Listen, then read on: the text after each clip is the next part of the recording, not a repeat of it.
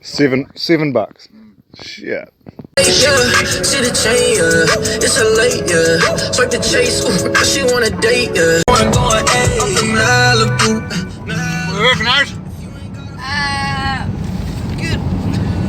White baiting finished. We're just having tea. Got to meet the old man and brother-in-law at old Scotty out at the old man's 5 o'clock. Pretty knackered, been going for 12 hours, but got these new scopes to try out and close to a new moon, so we are going after some deer, try and get the old puaka. Got some sausage to make. I love a good homemade sausage, so you know, the gourmet. Gone to the days of lips and arseholes in your sausage. It is something that most countries pride themselves. Kiwis just seem to cover them in sauce and waffling again, but yeah, hopefully I'll get some footage off the scope because it's got a recording system in there, so I just got to download an app and figure out how to do that because I'm not the best with tech. And yeah, watch this space. See you soon. Boom.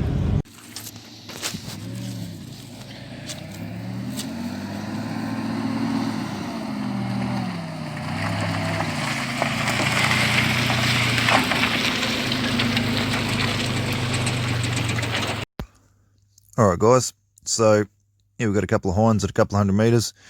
Never used one of these things before in my life. So this is a thermal pulsar scope, somewhere around the 7 gram mark off the shelf. This is the old man's new setup, just shooting rabbits and stuff, and can click on the multiple different guns. So we've got a couple of hinds here at 200 metres. One's a yearling, and we watched these deer for probably 15 or 20 minutes, just sussing them out. Really cool just to watch them grazing at night. You know, as soon as the sun went down, we sit there and watch these sort of clearings, hoping that something comes out, and a lot of time nothing does, and you sort of go home. But yeah, man, as soon as that sun went down, boom, they came out, and just really natural. And so yeah, we snuck right into 125, 140 odd here, and it's a 270 Howler. It's never fired a bullet, this gun, and I wanted to get as close as I could because I didn't really feel that comfortable, but the scope produces a little bit of light out the back, and they picked up on that eventually, and away they went. So it took about another 10-15 minutes, and we spotted another couple at the end of the paddock, and we snuck down there for a closer look. And you know, I really just wanted to make sure, because this is a sheep farm that we're on. The cockie's having a few issues with the deer grazing, you know, lambing.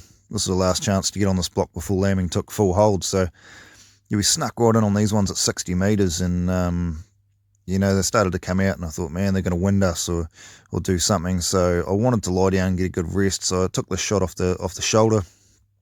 So it's almost like duck shooting. I thought, man, might get 2 in 1 here, but yeah, it's a pretty clean heart shot we found afterwards. Smacked her right in the tip of the heart, so bomfa.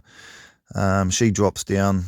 You got to remember too, this is pitch black, so the hard part is once you knock them, if they bolt into the bush, you got to keep an eye on them. Well, that's what I think is going to be the issue with this. So I think head and neck shots, if you're getting in this close, has got to be your only option. And this one here had been hit, and then boom, that was actually another heart shot. The gun was jamming up it a little bit. A lot to learn out of this. Hunting in the dark ain't that easy, but hope you've enjoyed. So what happened there on the silver hook? 61 clip, no back legs, cut off at the shoulder, no neck at all. Gentleman hunting at best.